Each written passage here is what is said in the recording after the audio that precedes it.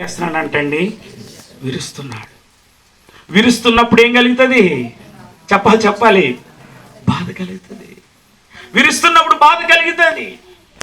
మా వెన్నుపూస ఆపరేషన్ చేస్తున్నప్పుడు ఏం కలుగుతుంది? బాధ కలుగుతుంది. కాలు ఇరిగినప్పుడు బాధ కలుగుతుంది. చెయ్యి ఇరిగినప్పుడు బాధ కలుగుతుంది. ఎముకలు విరుస్తున్నప్పుడు బాధ కలుగుతుంది. హృదయాన్ని నలగొడుతున్నప్పుడు, హృదయాన్ని విరగదీస్తున్నప్పుడు ఏం కలుగుతుంది అని అంటే బాధ కలుగుతుంది. అది ఎవరి మేలు కొరకో తెలుసా?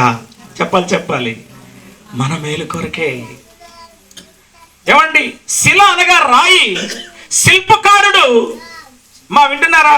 శిల్పకారుడు ఆ ఉలి బాడితి పట్టుకుని ఏం చేస్తున్నాడు అని అంటే రాతిని చెక్తున్నాడు.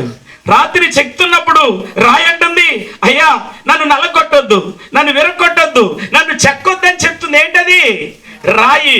కానీ శిల్పకారుడు ఏం చేస్తున్నాడనంటే కొడుతూనే ఉన్నాడు, చెక్కుతూనే ఉన్నాడు, విరగొడుతూనే ఉన్నాడు. ముక్కలు, చిన్న ముక్కలు, పెద్ద ముక్కలు అన్ని బద్దలు కొడుతూనే ఉన్నాడు. బద్దలు కొడుతున్నప్పుడు ఈ శిల రాయి అనుకుంటుందంట, అయ్యో నేను తట్టుకోలేనే, అయ్యో నేను భరించలేనే, నన్ను వదిలిపెట్టే అనంటే, అయినా సరే శిల్పకారుడు తను అనుకున్న రూపం వచ్చే వరకు, తను అనుకున్న రూపం రూపుదిద్దుకునే వరకు, శిల్పాన్ని చెక్కే వరకు శిల్పకారుడు ఆ శిల్పాన్ని ఏం చేయలేదనంటే విడిచిపెట్టకుండా తను అనుకున్న రూపం వచ్చే వరకు చెక్కాడు శిల్పకారుడు. నమ్మిన వారు చప్పలు కొట్టి దేవుని స్తుతిద్దాం. ప్రభునందు ప్రియులారా, మీ దేవుడు నా దేవుడు కూడా అంతే. ప్రభునందు ప్రియులారా, ఆలోచన చేయండి. బంగారము కంసాలి ఏం చేస్తున్నాడంటే కొలిమిలో పెట్టి కాలుస్తున్నాడు. ప్రభునందు ప్రియులారా, కాలుస్తున్నాడు, విరగొడుతున్నాడు, కాలుస్తున్నాడు, విరగొడుతున్నాడు.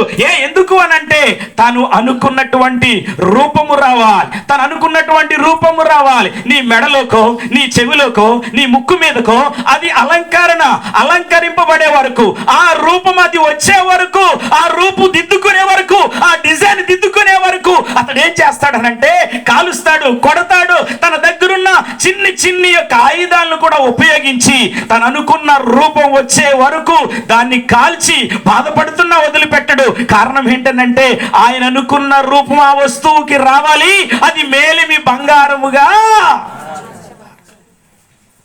కానీ ఎలా ఉంటుంది అప్పుడు?